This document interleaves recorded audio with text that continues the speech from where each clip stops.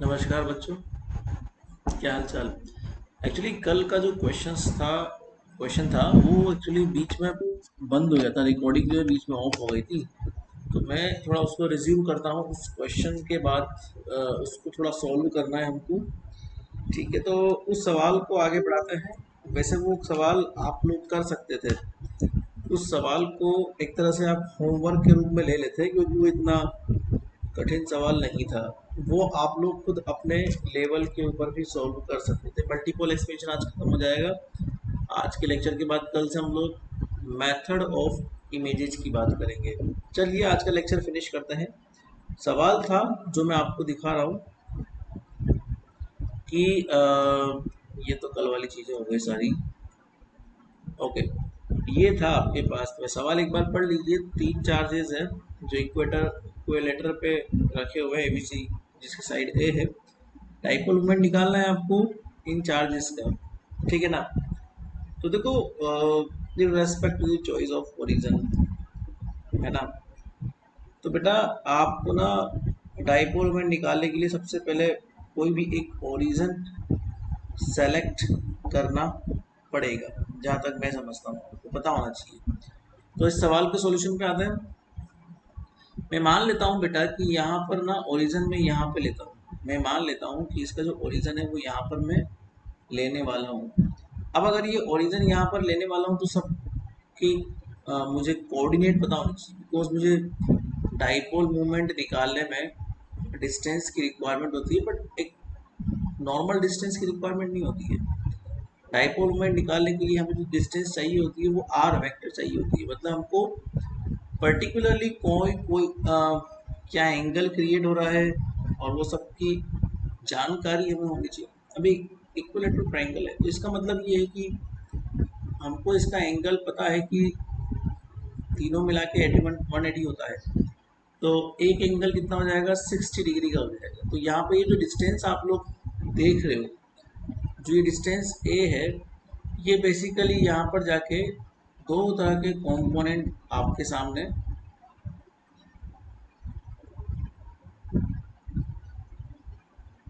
प्रदर्शित करने वाली है। नंबर वन, पहला तो ये है बेटा कि यहाँ पर ये 60 डिग्री है, तो ये ए डिस्टेंस है, तो मैं बोल दूंगा ए cos 60 डिग्री। दूसरा कंपोनेंट है ए, यहाँ पर 30 डिग्री होगा तो ए cos 30 डिग्री। इस तरह से कंपोनेंट स्प्लिट हो जाएंगे इसके, बिकॉज कंपोनेंट मतलब कोस ही होता है। बाकी तो खैर आपको प्रॉब्लम नहीं आएगी इस सवाल में कुछ भी करने के लिए, क्योंकि अब आपको डाइपोल मोमेंट निकालना है इसका, तो आप निकाल सकते हो। पहला चार्ज तो खुद ओरिजिन वाला ही मैं ले लूँगा। दूसरा चार्ज जो लूँगा वो भी मैं क्यों ले लेता हूँ एक बार के लिए, जो कि ए डिस्टेंस पर है आई कैप के अंदर।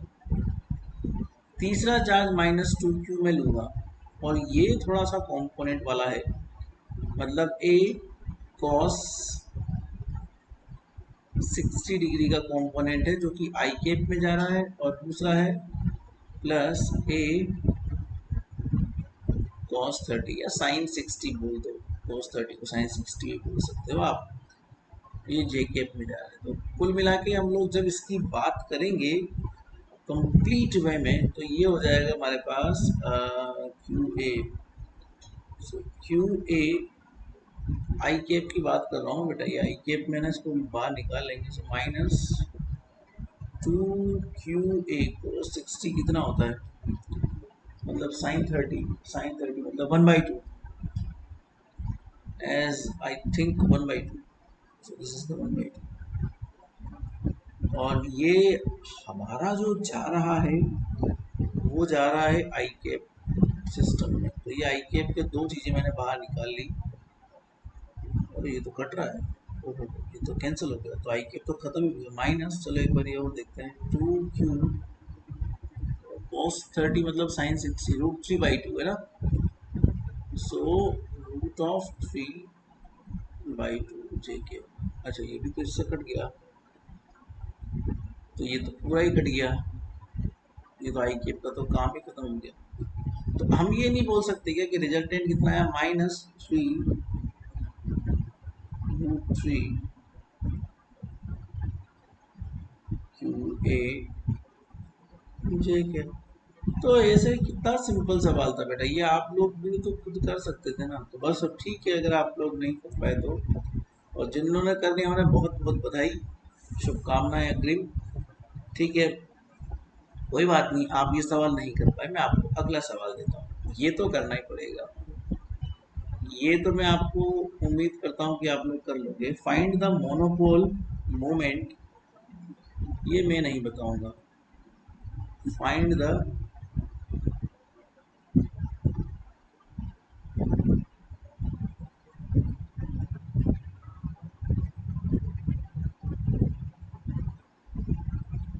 Monopole moment and dipole moment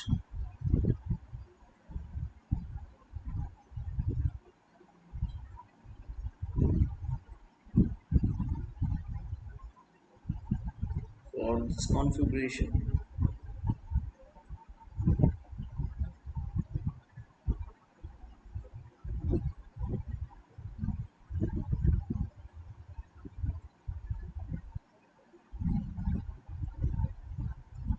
configuration ये दिए होंगे,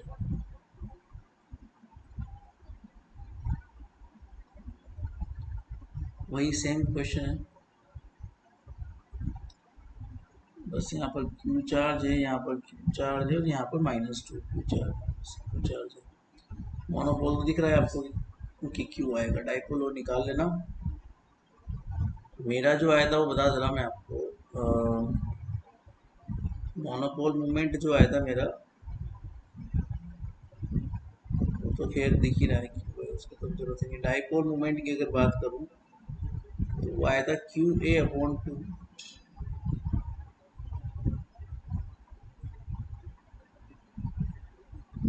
-√3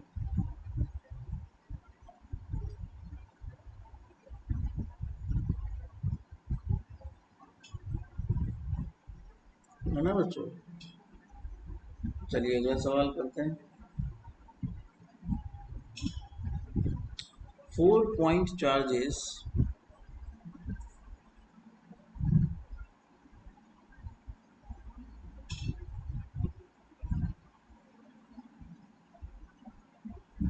4 point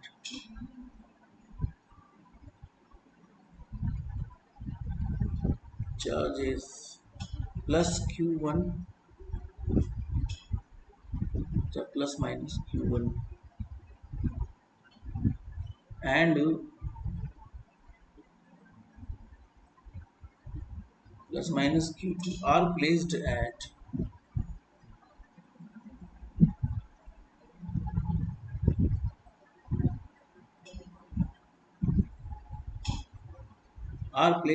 the corners of the corners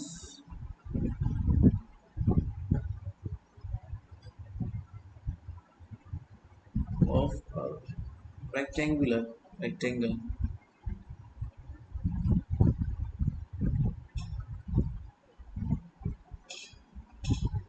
What is the magnitude of the dipole?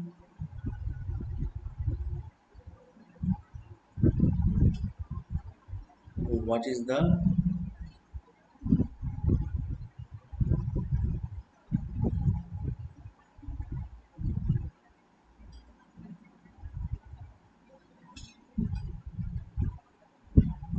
the magnitude of the dipole at the origin?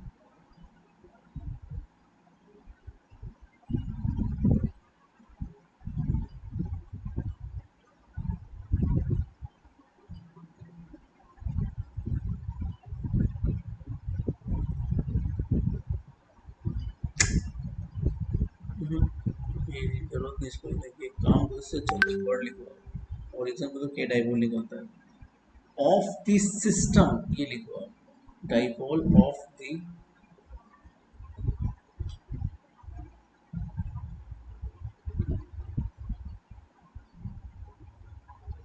System पे निकाल देखो। डायग्राम बहुत आसानी से आपको मिल रखा है ना, बहुत इजीली उसने दे रखा है डायग्राम, तो कोई बड़ी बात नहीं है। एक ऐसा कुछ डायग्राम आपको दे रखा है,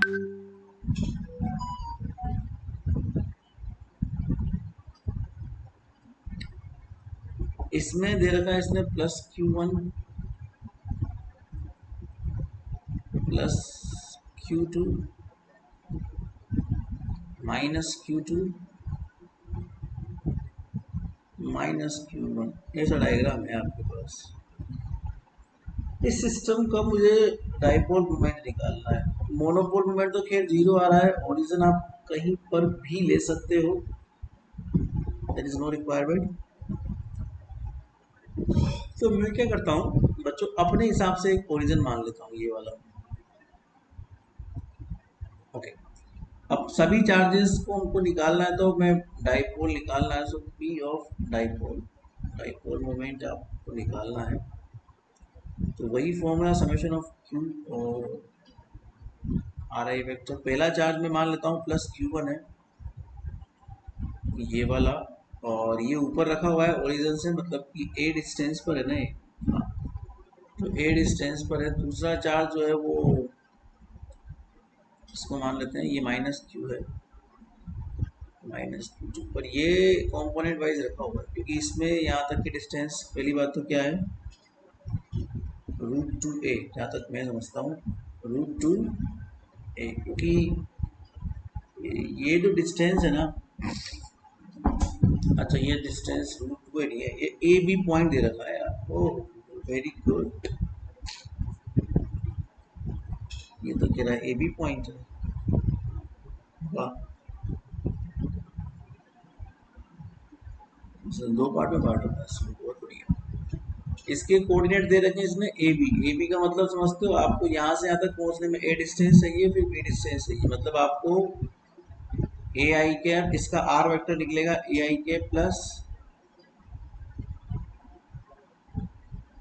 बी जे के। ये तो खैर आता ही होगा आपको कि कोई किसी पॉइंट के कोऑर्डिनेट अगर ए बी है तो उसका आर वेक्टर, ये आर वेक्टर हो जाएगा ना, पोजीशन वेक्टर, तो ये तो इसी प्रकार से होता है। और तीसरा चार्ज है -Q1, ये तो आपका सिंपल ए आई के, इसको सबको ऐड कर दो। और मैग्नीट्यूड निकालना है तो पहले आपको आई केप वाले जो कंपोनेंट्स है उनको इकट्ठा करना पड़ेगा।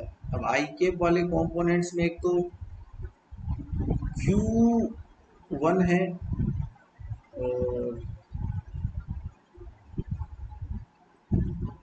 माइनस में Q1 है, और माइनस में ही क्या है, Q2 है, तो माइनस माइनस तो प्लस हो जाएगा। और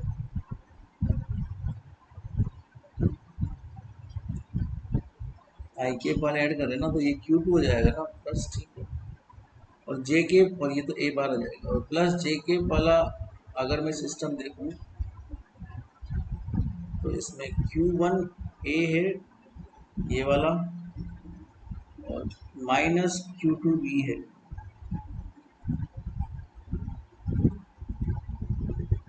पर रुको, अगर ये डिस्टेंस बी है तो फिर ये भी तो बी होगा, तो ये मैंने गलत लिखा है, सॉरी सॉरी सॉरी, ये गलत लिखा है मैंने।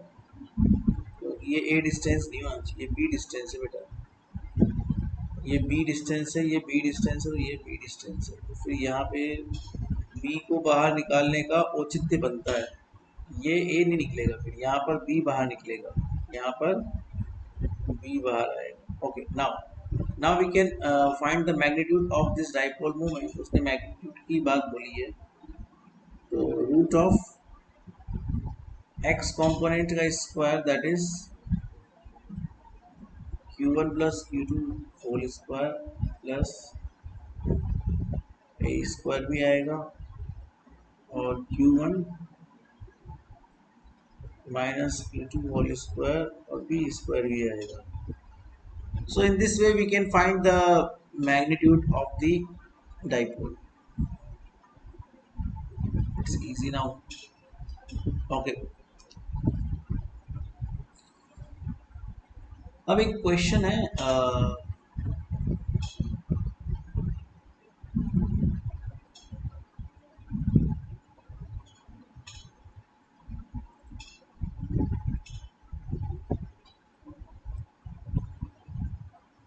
जो बेसिकली आपको ही करना है। वो बहुत आसान सवाल है बेटा, उस सवाल में मेरा कोई खास रोल है नहीं, लिटरली मेरा कोई रोल नहीं है उस सवाल में। आप लोग खुद उसको निपटा सकते हो अपने हिसाब से। लिखो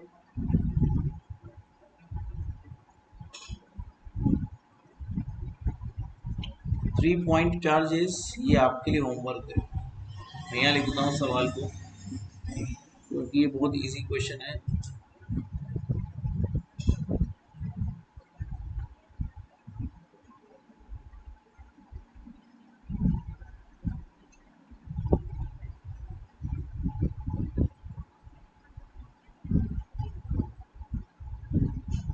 ओके, सो ये होमवर्क क्वेश्चन है ना।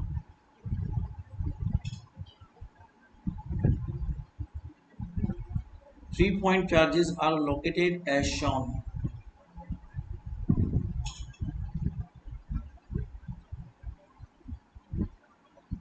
Three-point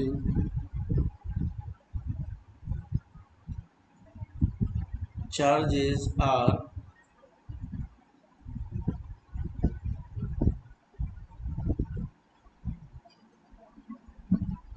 located as shown. Diagram आपको दे रखा है बहुत सिंपल सा। इस डायग्राम में 3 पॉइंट चार्ज आपको दे रखे हैं। पहला पॉइंट चार्ज ये Q है, ये y एक्सिस आपको दे रखा है, और ये ओरिजिन है। इस ओरिजिन से ये Q चार्ज a डिस्टेंस पर आपको दिया हुआ है। देन उसके बाद में दूसरा पॉइंट चार्ज यहाँ दिया हुआ है, जो भी प्लस, ये माइनस Q था और ये प्लस Q है। नीचे माइनस Q है, नीचे प्लस Q है, और इन द सेम डिस्टेंस यहाँ पर भी माइनस Q आपको दे रखा है। ये भी a डिस्टेंस पर है और ये भी a डिस्टेंस पर है, तीनों चार्ज a डिस्टेंस पर है। ये y है तो ऑटोमेटिकली ये z हो जाएगी और ये x हो जाएगी। ये पॉइंट P है जहाँ पर आपको सारा काम देखना है, जो भी करना है। ये r डिस्टेंस पर आपको दे रखा है। ये डायग्राम है, ठीक है। Minus Q plus Q, x axis पर दोनों माइनस क्यू है, जेड एक्सिस पर एक प्लस क्यू है, और सब ओरिजिन से a डिस्टेंस पर है।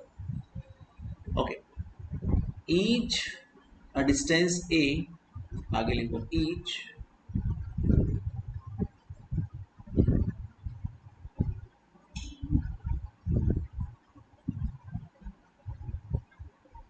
a distance a from the origin, from the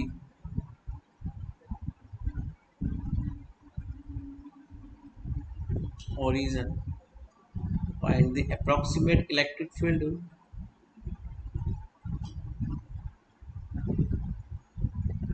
find the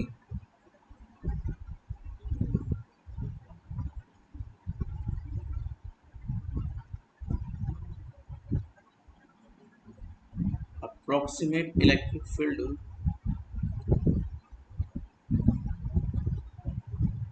at points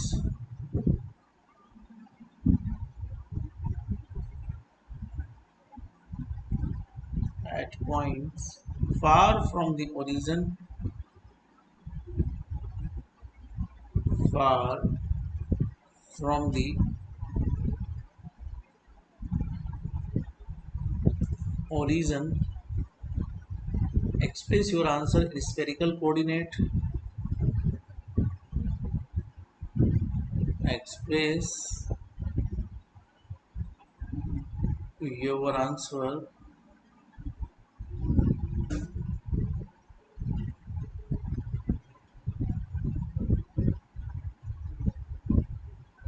in spherical coordinates.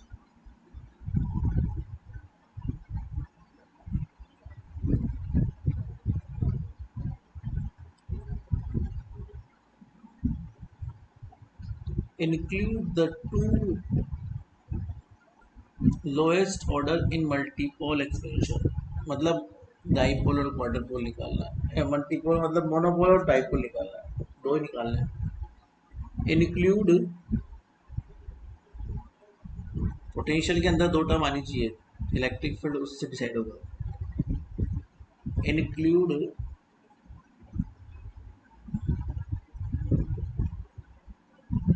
The two lowest order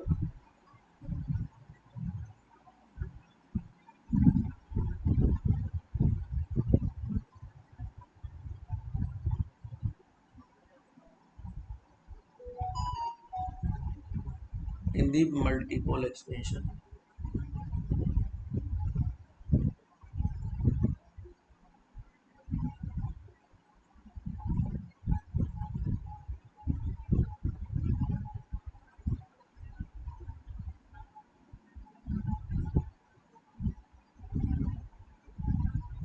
बस खत्म काम।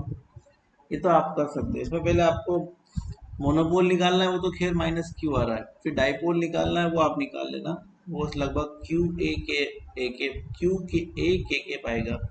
फिर मोनोपोल डाइपोल की वजह से पोटेंशियल निकालना, बस डाइपोल में आपको पोटेंशियल स्फेरिकल फॉर्म में रखना है, इसलिए आर केप डॉट के केप जब आप करेंगे, आर केप उसमें तो आपको पी वेक्टर करना पड़ता है ना, के पी वेक्टर, तो उसमें के केप को कन्वर्ट करना पड़ेगा किसमें, आर केप में, क्योंकि कारण क्या है कि हमको सारा कुछ स्फेरिकल सिस्टम में चाहिए, तो के केप को आर केप में कन्वर्ट कर देना, ठीक है ना, के केप को आर केप में कन्वर्ट कर देना, तो कोई दिक्कत ही नहीं है। खैर बड़ी बात नहीं है के केप को आर केप में कन्वर्ट करना, वो आप लोग कर सकते हो। के केप बराबर होता है cos theta R cap minus sine theta theta cap, वो मैंने आपको टेबल बनवाई हुई है, उसमें से मिल जाएगा, ठीक है ना। और फिर उसके बाद सारा का सारा सिस्टम स्फेरिकल सिस्टम में कन्वर्ट होके और आपको अपने स्वरूप में लेके उसको देखना है, ठीक है, मतलब कि मिल जाएगा, ऐसा कोई बड़ा टास्क नहीं है आपके लिए क्वेश्चन करना, है ना। नेक्स्ट क्वेश्चन करते हैं। देखो अभी तक आपको मैंने कोई सवाल ऐसा नहीं करवाया ना जिसमें फोर्स या इलेक्ट्रिक फील्ड का वो फॉर्मूला काम है, तो वैसा हम कुछ एक अलग सा सवाल करते हैं, है ना। A pure dipole P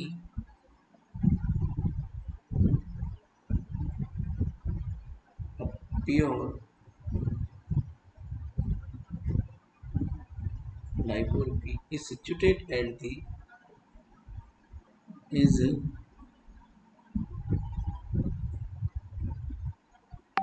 situated at the origin. मान लीजिए कि वो डाइपोल ओरिजिन पे रखा हुआ है, pointing in Z direction,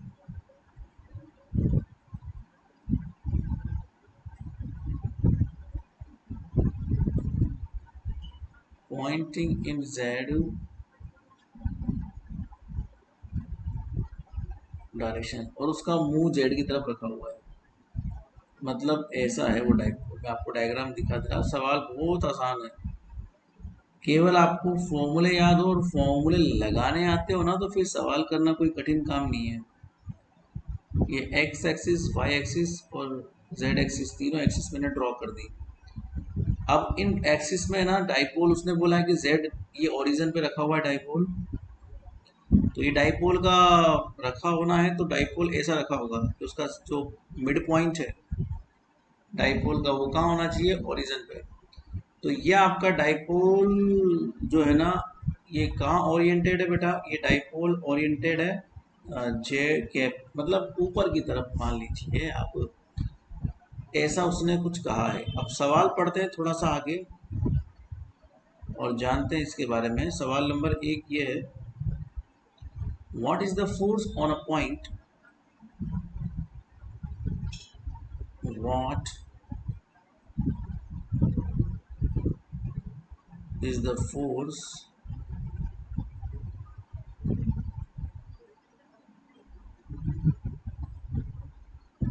on a point Q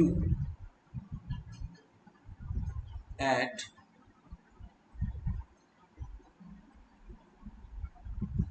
A0। मतलब यहाँ पर A मतलब कि x एक्सिस पर कोई पॉइंट है जिसका A डिस्टेंस है और 0 0 यहाँ पर इसका क्या है, y और z का वैल्यू। तो बेटा ये तो बड़ा सिंपल सवाल है यार।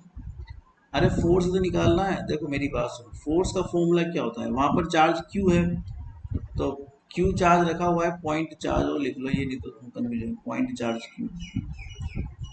तो जिस चार्ज पे फोर्स लगता है उसका फॉर्मूला क्या होता है, जिस चार्ज पे फोर्स लगता है उसका फॉर्मूला होता है Q multiply with the electric field. Electric field किसी दूसरे का आएगा, मतलब डाइपोल का आएगा। अब डाइपोल का इलेक्ट्रिक फील्ड आपको पता होना चाहिए। देखो सिंपल सा फॉर्मूला होता है K P dipole moment upon R cube, मतलब जो डिस्टेंस है जिस पॉइंट पे निकालना है और जिसकी वजह से निकालना है, और 2 कोस theta are K plus sign theta theta के, ऐसा कुछ करके हम निकाल सकते हैं। बच्चों देखना भी ध्यान से ना, हमारे पास ये जो आर डिस्टेंस है वो ये होती है कि आपका डाइपोल मोमेंट से जिस पॉइंट पर निकालना है उसके बीच का एंगल होता है। अब आपका डाइपोल मोमेंट जेड एक्सिस की तरफ ओरिएंटेड है और आपका जो पॉइंट है वो एक्स एक्सिस पे रखा हुआ है, तो जेड एक्सिस और एक्स एक्सिस हमेशा 90 पर होती है। इसका मतलब आर और पी के बीच का जो एंगल है वो 90 डिग्री है इस वाले केस में। बस हो गया तुम्हारा काम। और डिस्टेंस तो खैर एक है ही सही, तो हमारे पास तो ये हो जाएगा, डिस्टेंस तो ए है ना तुम्हारे पास, ए पॉइंट पे रखा हुआ है वो, तो के पी अपॉन ए क्यू, और डिस्टेंस कोस तो खैर जीरो हो जाएगा, तो साइन वन हो जाएगा, तो ये हो जाएगा थीटा के। कितना सिंपल सवाल है बताओ। तो कुल मिला के हम ये बोल सकते हैं कि अगर ये हमारे पास इस तरीके से हो गया, ठीक है, तो तो काम हो गया तुम्हारा बस, और क्या चाहिए। कहाँ चला गया वो,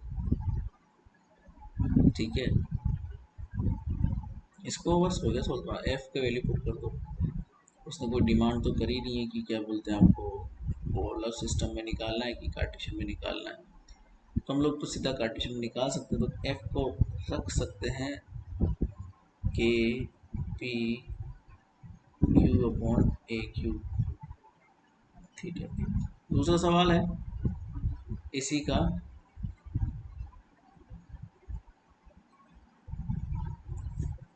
what is the force on Q eight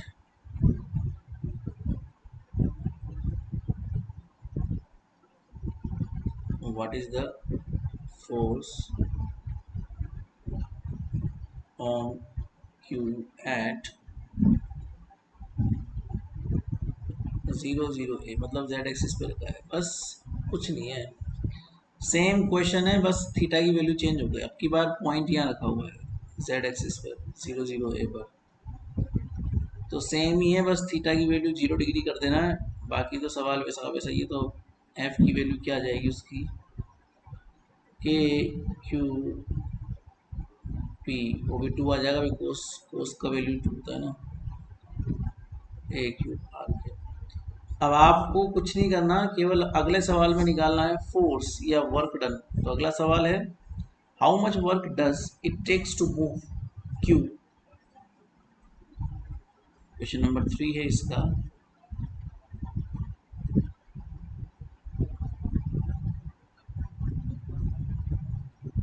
how much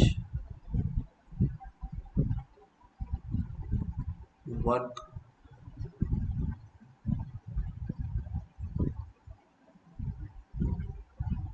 does it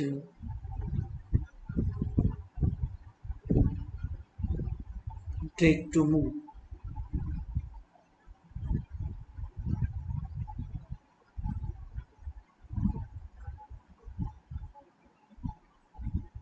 Q from from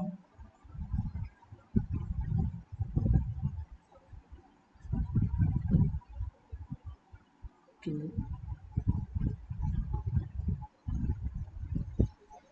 है कि नहीं आसान, ठीक है ना, कुछ नहीं करना। वर्क इज इक्वल टू होता है Q multiply with the we.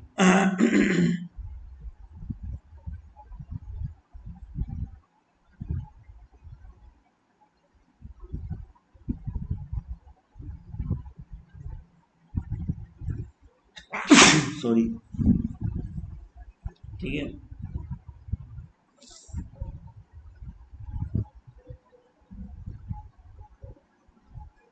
मतलब आपको पहले निकालना है फाइनल डेस्टिनेशन पर पोटेंशियल और फिर इनिशियल डेस्टिनेशन पर पोटेंशियल। पोटेंशियल का फॉर्मूला वही k p cos theta upon are cube. So जो फाइनल डेस्टिनेशन है उस पर तो कॉस थीटा की वैल्यू जीरो हो जाएगी। So k P cos theta upon are cube मतलब वो डिस्टेंस आर स्क्वायर सॉरी, और ये हो जाएगा माइनस इनिशियल डेस्टिनेशन। इनिशियल थोड़ी बोलते हैं, इनिशियल पॉइंट बोलते हैं, डेस्टिनेशन तो फाइनल होती है। इनिशियल पॉइंट तो माइनस तो 90 पर है, सो कोस 90 डिग्री अपॉन ए क्यूब। सॉल्व कर लीजिएगा आपका आंसर आ जाएगा, ठीक है ना।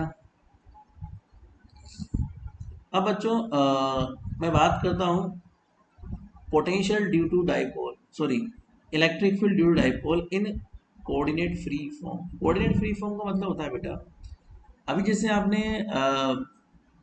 इलेक्ट्रिक फील्ड लिखा थीटा फॉर्म में, अगर मैं इस थीटा को नहीं लिखना चाहता, मुझे केवल एक ही डिस्टेंस चाहिए, कोऑर्डिनेट फ्री फॉर्म चाहिए, मतलब केवल मैं आर कैप की फॉर्म में उसको लेना चाहता हूँ, मुझे ये लफड़ा नहीं चाहिए थीटा का आर का, ये सब लफड़ा मुझे नहीं चाहिए। तो मेरे पास एक फॉर्मूला डिज़ाइन मुझे करना पड़ेगा, उस फॉर्मूला डिज़ाइन को बोलते हैं कोऑर्डिनेट फ्री फॉर्म, ठीक है ना। किस तरीके से होगा फॉर्मूला डिज़ाइन जरा लिखते हैं। तो लिखो electric field due dipole, heading दो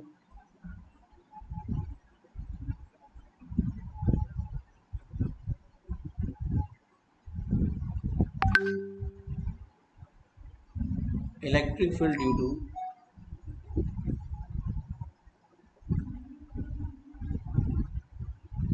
डाइपोल इन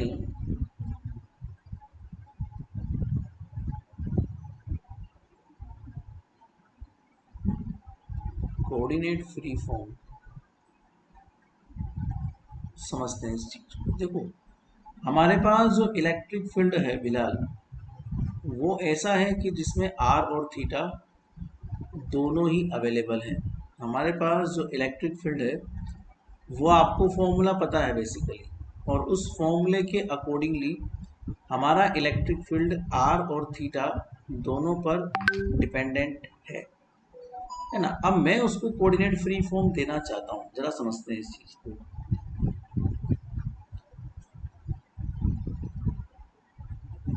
एक्चुअली मान लेते हैं कि हमारा डाइपोल मोमेंट जेड एक्सिस की तरफ है, हम ये मान लेते हैं कि हमारा डाइपोल मोमेंट जेड एक्सिस की तरफ है, तो वो तो पी जेड के भाई। बट नॉर्मली हम लोग ये मान लेते हैं कि हमारा जो इलेक्ट्रिक फील्ड है वो क्या होता है, K P upon R Q. अभी भी आपने लिखा था ना, to cos theta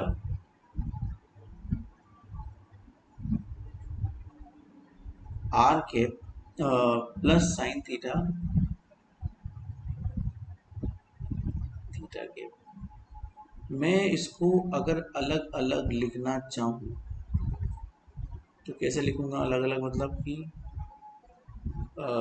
two K P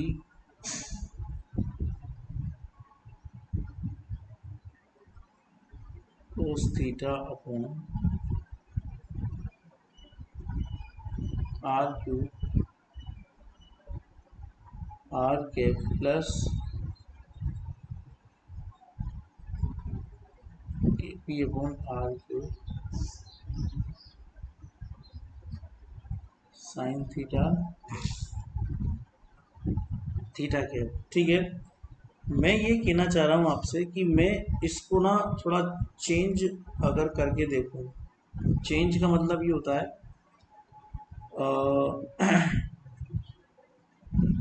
देखो हमारा जो मोमेंट था डाइपोल मोमेंट, वो मैंने माना है जेड केप में, जैसा कि भी सवाल में था। इस जेड केप में मानने की वजह से आपको जेड केप को कन्वर्ट करना पड़ेगा थीटा की फॉर्म में, क्योंकि हम थीटा की फॉर्म में ही इसको स्टडी कर पा रहे हैं ना। देखो बेटा, जैसे ये हमारे पास जो भी फॉर्मूले थीटा की फॉर्म में, डाइपोल मोमेंट जेड एक्सिस की तरफ है, तो मैं इलेक्ट्रिक फील्ड को उस तरह से अगर कन्वर्ट करना चाहूँ तो आपको कोऑर्डिनेट ट्रांसफॉर्मेशन तो खैर आते ही हैं, नहीं आते तो मैं एक बार फिर से सिखा दे रहा, फटाफट से देख लो। एक्चुअली देखो R cap, theta cap, phi cap, ये हमको निकालना, ये उल्टा तो फिर आपको पता था, ये आपको मैंने पहले ही बताया था, जिसमें हम लोग लिखते थे साइन थीटा कोस फाई, है ना, और साइन थीटा साइन फाई, और ये कोस थीटा, ये तो आपको पता है ना। याद आ को मैथ का थीटा के रेस्पेक्ट में डिफ्रेंशिएट कर देना, तो ये अगली लाइन आ जाएगी। तो आपने इसको डिफरेंट थीटा के रेस्पेक्ट में डिफ्रेंशिएट भी किया था नेक्स्ट लाइन के लिए, इस तरीके से नेक्स्ट रो आपकी आ गई थी। फिर मैंने कहा था कि थीटा को गायब कर देना और फाई के रिस्पेक्ट में डिफ्रेंशिएट कर देना, ये फाई के रिस्पेक्ट में डिफ्रेंशिएट भी हमने किया था इसको।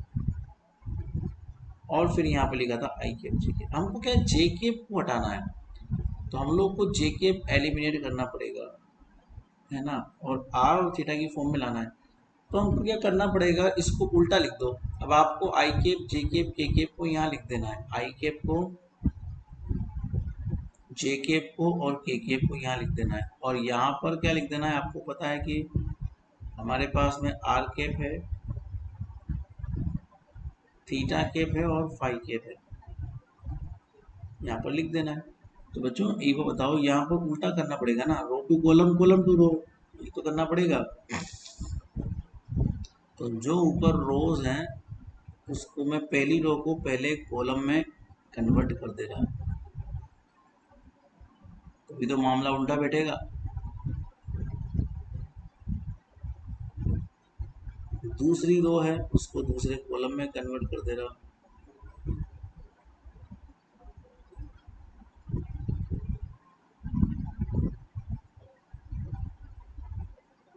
ये ट्रांसफॉर्मेशन तो नॉर्मल है यार, तो आने चाहिए आपको, नहीं भी आते तो कोई प्रॉब्लम नहीं है, मैं समय समय पर इन ट्रांसफॉर्मेशन की जानकारी देता रहूँगा, उसकी आप चिंता ना करें ना। इस हिसाब से अगर देखा जाए, मान लीजिए तो हम लोग को खैर के केप चाहिए, तो मेरे को तीसरी रो को कन्वर्ट करना है, तो के केप मतलब जेड केप, तो आर केप मतलब इसको उठा के यहाँ रख देना है और थीटा से मल्टीप्लाई कर देना है, आर केप से इसको उठा के यहाँ रख देना है और थीटा से, बाकी जीरो का तो कोई रोल ही नहीं है। तो R cap cos theta minus sine theta theta cap, ये दो का रूल है, ये यहाँ रख देंगे तो ये थोड़ा सा कन्वर्जन आसान हो जाएगा हमारे लिए। इसका मतलब अगर मैं पी वेक्टर आर केप और थीटा केप की फॉर्म में लिखना चाहूँ तो P cos theta R cap minus P sine theta theta cap type ये हो जाएगा।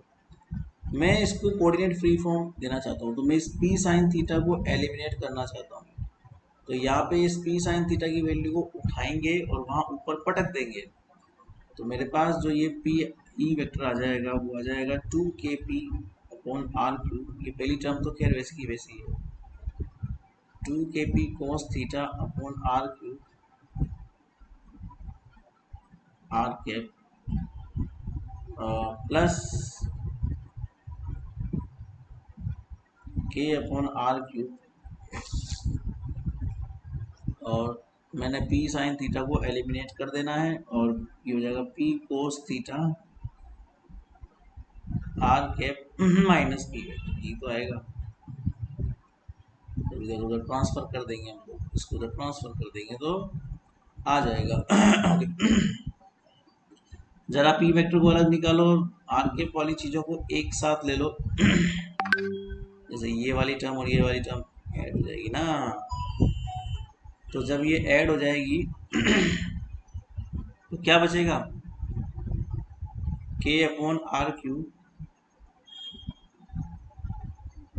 And 3p cos theta R cap minus P vector. Cos theta को हम लोग डॉट प्रोडक्ट की फॉर्म में ले सकते हैं, तो हम इसको जब लिखेंगे कोऑर्डिनेट फ्री फॉर्म में तो आपका आंसर आ जाएगा, that is k upon are cube 3, और you can write it p vector और ये थीटा बना हुआ है पी और आर के बीच में, इसलिए आपको ये लिखना पड़ेगा। अब यहाँ से सब कुछ गायब हो गया। That's called the coordinate free form of electric field. That's called the coordinate free form. यहाँ पर देखो केवल आर ही यहाँ पर अवेलेबल है। अब इसी से एक और चीज निकल के आती है कि अगर मान लीजिए कि मुझे पोटेंशियल एनर्जी निकालना है डाइपोल का। खैर पोटेंशियल एनर्जी डाइपोल की आपको खैर फॉर्मूला तो आता ही है, पी डॉट ई, मतलब डाइपोल मोमेंट किसी और का और इलेक्ट्रिक फील्ड किसी और का। अगर आपको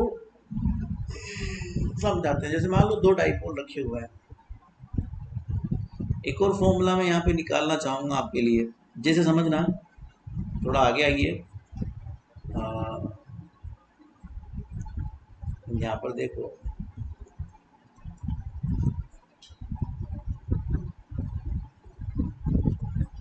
यहाँ पर देखिएगा, ये हमारे पास एक डाइपोल रखा हुआ है P1। अब यहाँ पे एक डाइपोल है और यहाँ पर भी एक डाइपोल है P2। बड़ा मजेदार सवाल है, देखना। तो सवाल तो जरा सूत्र है ये फॉर्मूला, दोनों के बीच डिस्टेंस कितनी है, आर है। बच्चों आपको फॉर्मूला तो बताइए, U is equal to potential energy is equal to P E होता है डॉट। अब यहाँ पर ये है कि मुझे इस डाइपोल के ऊपर एक पोटेंशियल एनर्जी निकालना है, तो माइनस P1 तो कह रही, बट याद रखना यहाँ पर इलेक्ट्रिक फील्ड इसी का काम नहीं करेगा, दूसरे का काम करेगा। तो दूसरे का इलेक्ट्रिक फील्ड मतलब P2 का काम करेगा, तो ये U हो जाएगा इसका। ऐसे ही U इसका निकालना है तो फॉर्मूले में माइनस तो आता ही है, इसके अलावा इसका निकालना है डाइपोल का, इसलिए P2 इसका आएगा, बट इलेक्ट्रिक फील्ड दूसरे वाला का काम करेगा। तो अगर मैं बात करूँ P2 के लिए, तो मुझे जैसे इलेक्ट्रिक फील्ड निकालना है, P2 के लिए बात करूँ, इलेक्ट्रिक फील्ड E1 निकालना है, तो ये भी मैंने थोड़ी देर पहले कोऑर्डिनेट फ्री फॉर्म बताई थी ना, उससे बड़ा आसानी से हो जाएगा। तो ये हो जाएगा कि आप on R3 of P1 dot are cap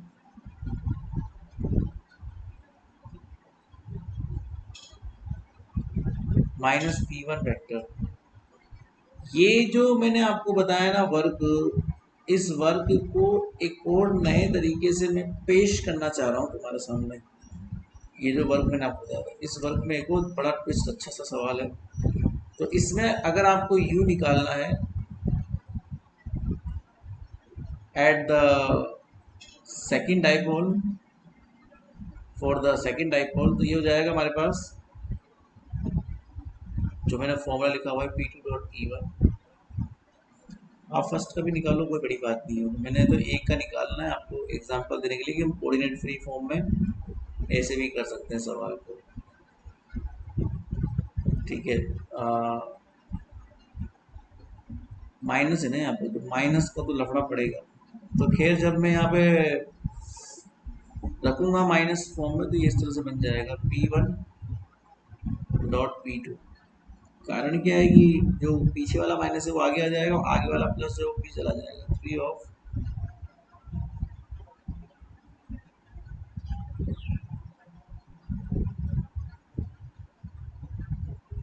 and P2 dot R। तो ये कोऑर्डिनेट फ्री फॉर्म से इस तरीके से पोटेंशियल एनर्जी निकाल सकते हो, किसी एक डाइपोल की वजह से दूसरे डाइपोल पर क्या लगता है पोटेंशियल। ये उसका बहुत बढ़िया तरीके से एग्जाम्पल है ना। अगर आपने 12th में पढ़ा हो तो यही होता है formula, U is equal to minus P E होता है फॉर्मूला। टॉर्क का भी पढ़ते पी क्रॉस ई होता है, तो वो सब तो खैर 12th के फॉर्मूले हैं। चलिए इसके ऊपर बेस्ड एक क्वेश्चन करते हैं। टू इलेक्ट्रिक डाइपोल लिखो।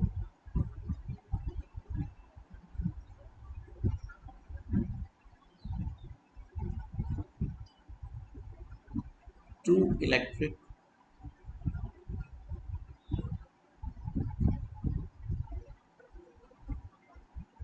dipoles P1 and P2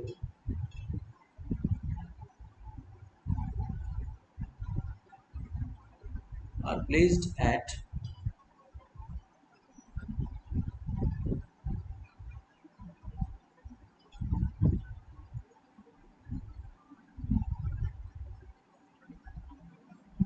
क्या लिखा हुआ है, 0 2 0 और 1 0 0। अच्छा, 0 2 0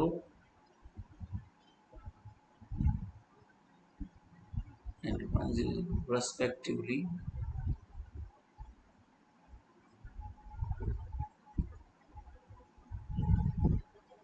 with both of them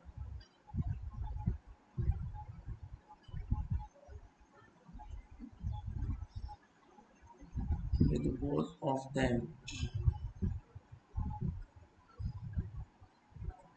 pointing in z direction.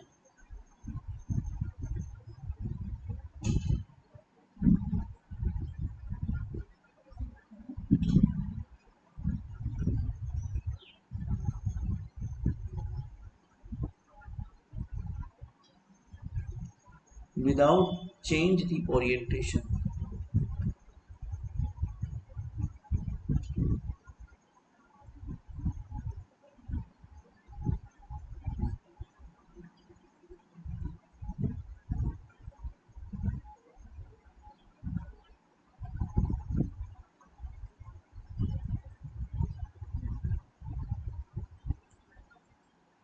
of the dipoles.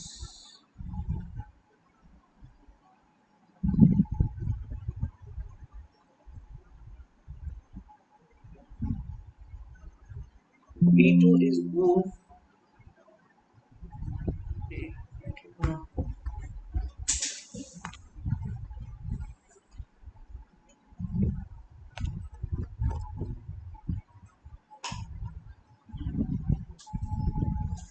हाँ,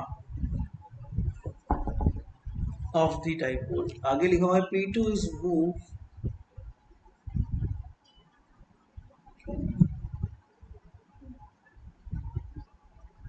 अच्छा, पहले ये 0 0 0 पे था, अब ये मूव कर रहा है, P2 is move,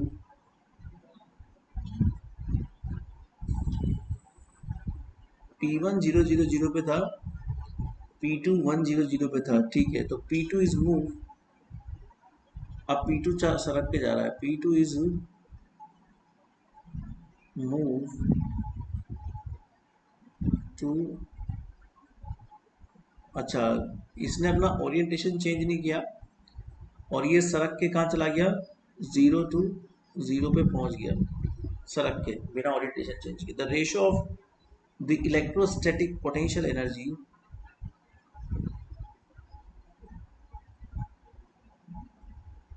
the ratio of the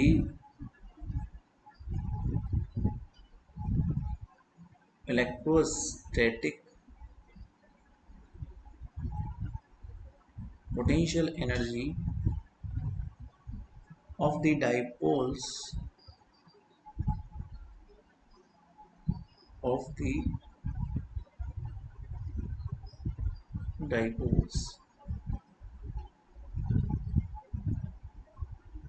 after moving to after moving, अच्छा, आफ्टर मूविंग से लेके बिफोर मूविंग, आफ्टर मूविंग, जब वो मूव कर गया तब पोटेंशियल एनर्जी, और फिर जब वो मूव नहीं किया तब पोटेंशियल एनर्जी का रेशियो निकालना है, टू बिफोर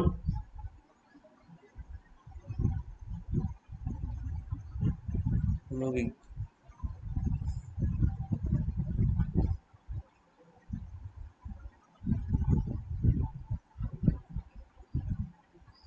समझना ध्यान से, एक्चुअली क्या हो रहा है बेसिकली कि एक हमारे पास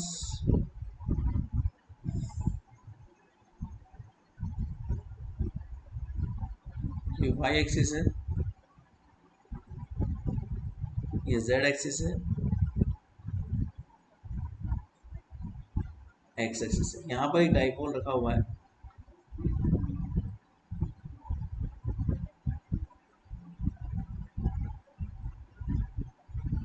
ये रहा डाइपोल, इसका डायरेक्शन ये P2 है, जो कि जेड कैप ओरिएंटेड है। मैं थोड़ा सा ओरिएंटेशन थोड़ा सा गड़बड़ बनाया है, बट आप समझ लेना कि जेड कैप में है, और वो पहले कहाँ था, 1 0 0 पे था, अब ये शिफ्ट हो गया कहाँ पे, यहाँ पे, और उसका ओरिएंटेशन जेड केप में ही है। अब वो शिफ्ट हो गया P2 यहाँ पे जेड केप में। ये जो डिस्टेंस है 0 2 0 है, तो यहाँ से वहाँ शिफ्ट हो गया। और P1 ऑलरेडी रखा हुआ है यहाँ पे, वो भी जेड केप में ही है, और ये रखा हुआ है 0 0 0 पे। अब सवाल ये उठता है कि आपका जो P2 है, मैं इसको थोड़ा सही बना दूँ, इसका ओरिएंटेशन जेड केप में है P2 का, उसने बिना ओरिएंटेशन चेंज किए शिफ्टिंग करी है ना।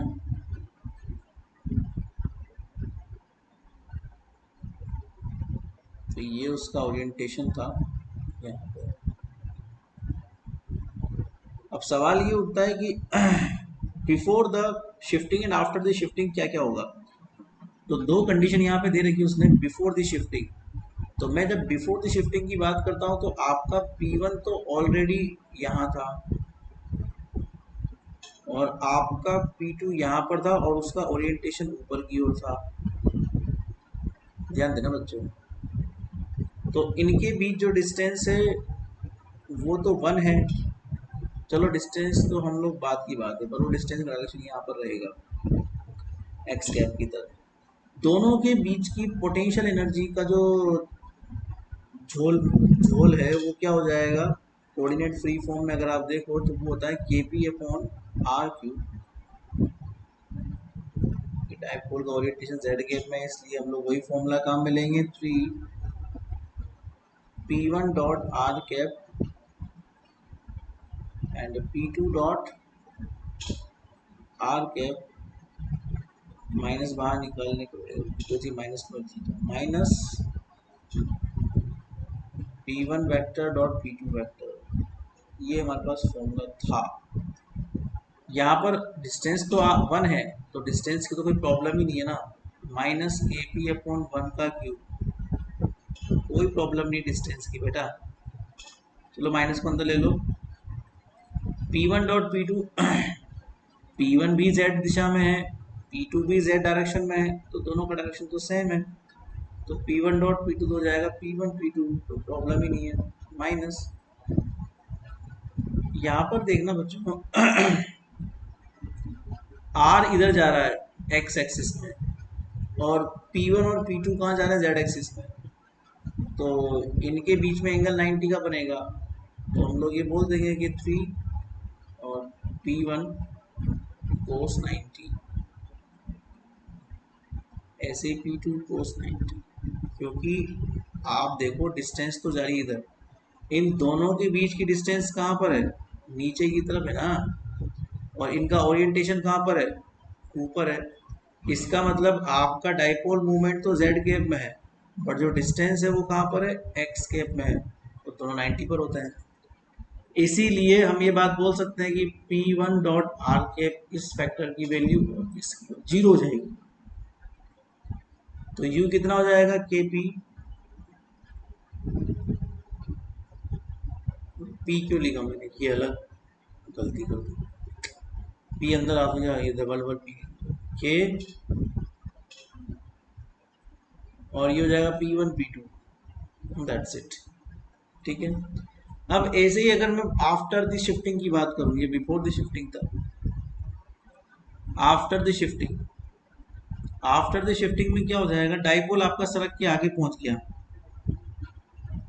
तो अब ये भी इधर है P1, और इसी के साथ P2 यहाँ पे आ गया, दोनों के बीच डिस्टेंस 2 है, और ओरिएंटेशन दोनों का Z में है, डिस्टेंस Y में है, तो डिस्टेंस तो Y में है, ओरिएंटेशन Z में है, तो फिर से वही P perpendicular to R, second term 0, same funda. तो इसका मतलब K/2 का क्यूब, और वही P1 P2 के बीच में एंगल 0 डिग्री है, क्योंकि P1 भी Z गैप में, P2 भी Z गैप में, तो P1 Z गैप में, P2 Z गैप में, तो P1 P2 तो आएगा, बाकी सेकेंड टर्म 0 हो जाएगी, क्योंकि आपका P तो Z डायरेक्शन में है, बट ये ओरिएंटेशन उसका Y में है, मतलब डिस्टेंस उसकी Y में है। तो कुल मिला के अगर after the shifting, before the shifting बोला, आफ्टर दी बोला, अच्छा, आफ्टर मूविंग टू बिफोर, ये बोला है उसने, आफ्टर मूविंग टू बिफोर। तो अगर ये बिफोर है, ये आफ्टर है, तो आफ्टर मूविंग टू बिफोर ये हो जाएगा आफ्टर मूविंग टू बिफोर।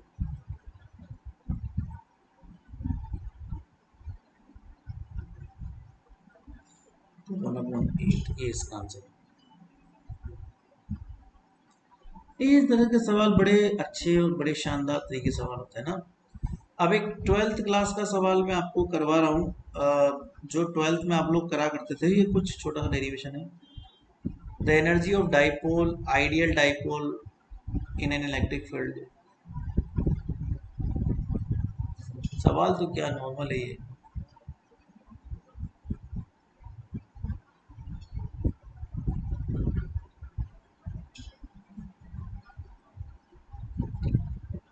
कुछ नहीं है, तो छोटी सी चीज है, समझ लें। क्या है ये? Energy of an ideal dipole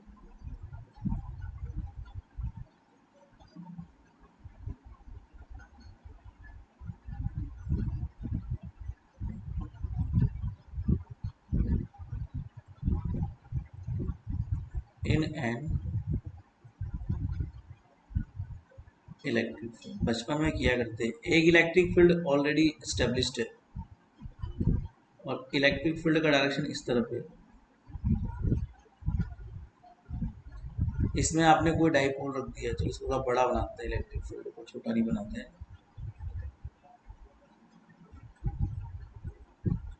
ये इलेक्ट्रिक फील्ड जा रहा है, आपने इसमें रख दिया एक डाइपोल,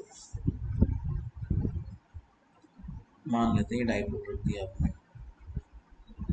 डाइपोल के दोनों हिस्से माइनस क्यू और प्लस क्यू है, और दोनों में कुछ एक पर्टिकुलर डिस्टेंस है। तो जो एनर्जी का फॉर्मूला होता है वो निकालते हो ना यार बचपन में, पी डॉट ई कैसे निकलता है? तो एनर्जी और वर्क एक ही बात है, तो फोर्स इंटू डिस्प्लेसमेंट से निकलता है। तो फोर्स इंटू डिस्प्लेसमेंट से निकलता है। अब फोर्स जो होता है वो होता है Q E, force negative direction में लग रहा है ना, इसलिए डॉट डी आर वेक्टर। और इससे क्या है कि charge multiply with the distance, इसको डाइपोल मोमेंट कहते हैं। तो माइनस का ई वेक्टर क्यू को इधर शिफ्ट कर देंगे तो ये हो जाएगा फिर माइनस पी डॉट। ये मैंने आपको थोड़ी देर पहले निकाला, बचपन में निकाला करते इस तरह के फॉर्मूले। ठीक है, और इलेक्ट्रिक फील्ड और डाइपोल मूवमेंट एक ही डायरेक्शन में है, इसलिए हम इसको नॉर्मली पीई भी लिख सकते हैं, कोई प्रॉब्लम वाली बात नहीं है। अगर 0 डिग्री एंगल है तो 180 है तो माइनस पी लिखना पड़ेगा। दूसरा भी एक फॉर्मूला आप लोग निकालते थे, याद है बचपन में, टॉर्क का।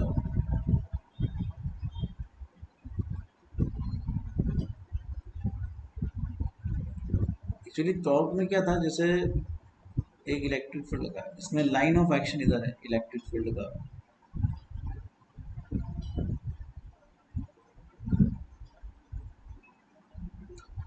एक्चुअली इसको घुमाना है आपको, टॉर्क देना पड़ेगा ना इसको। टॉर्क का मतलब है कि एक पॉइंट चार्ज यहाँ है, एक यहाँ है, मतलब ये माइनस क्यू है और ये प्लस क्यू है डाइपोल मोमेंट, इनके बीच का डिस्टेंस डी मान लेते हैं हम लोग। ठीक है, एक परपेंडिकुलर डिस्टेंस आपको डालनी पड़ती है टॉर्क के लिए, तो डाल दो परपेंडिकुलर डिस्टेंस। ये थीटा एंगल पे डाली है हम लोगों ने, और ये हो जाएगा डी साइन थीटा, जो कि परपेंडिकुलर डिस्टेंस है, और ये डी कोस थीटा। तो जो टॉर्क आप लोग निकालते हो,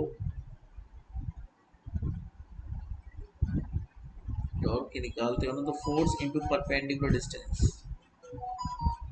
फोर्स मतलब क्यू ई, क्योंकि इलेक्ट्रिक फील्ड पर फोर्स है ना, और परपेंडिकुलर डिस्टेंस मतलब डी साइन थीटा। फिर आप लोगों ने बोला डी भी है और ये तो पी हो गया, सो पी ई साइन थीटा। और फिर आप लोगों ने क्या बोल दिया था पहले कि टॉर्क इज इक्वल टू क्या होता है, पी कोस।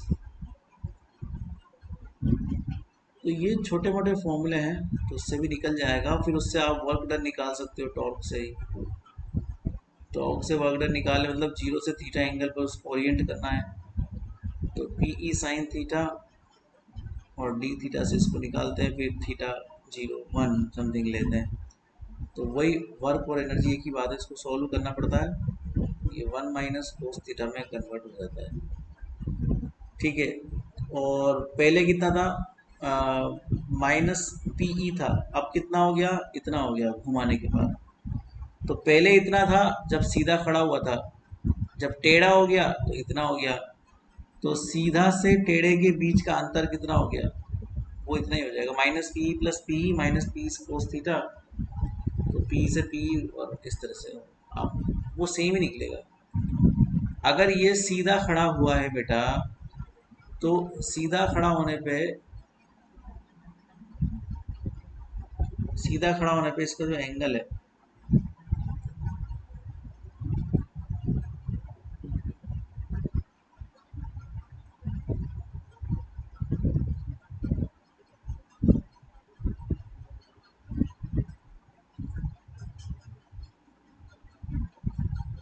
एक्चुअली यह माइनस मैंने गलत लगा, ये माइनस ये प्लस ही रहेगा, क्योंकि ये तो प्लस ही रहेगा ना। एफ बराबर क्यू ई, एफ बराबर क्यू ई, एफ बराबर क्यू ई। पी और ई, ये डाइपोल इधर होता है, इलेक्ट्रिक फील्ड इधर है, दोनों में एंगल 0 डिग्री है, तो ये हो जाएगा पीई। ठीक है, और अब डिफरेंस देखते हैं हम लोग। तो the difference between the potential, पहले इतना था या फिर इनिशियल फाइनल, अब इतना हो गया, तो जो वर्क करना पड़ा आपको वो करना पड़ा माइनस पीई कोस थीटा, और ये हो जाएगा पी डॉट। तो ये सब छोटी मोटी चीज़ें हैं, इसमें इतना उलझने की रिक्वायरमेंट मेरे हिसाब से नहीं है। ठीक है, there will be small small things. तो आपका मोनोपोल, मोनोपोल की वजह से सब खत्म हो गया, मतलब मोनोपोल क्या, डिस्क्रीट चार्ज डिस्ट्रीब्यूशन की वजह से। अब हम लोग नेक्स्ट लेक्चर में पढ़ेंगे कॉन्टिन्यूस चार्ज डिस्ट्रीब्यूशन की वजह से ये सब चीज़ें कैसे वर्क करती है, मतलब मोनोपोल डाइपोल, ये सब कैसे आप लोग निकाल सकते हो for the continuous charge distribution. तो मल्टीपल एक्सपेंशन का कॉन्टिन्यूस थिंक अगली क्लास में पढ़ा जाएगा। Thank you so much.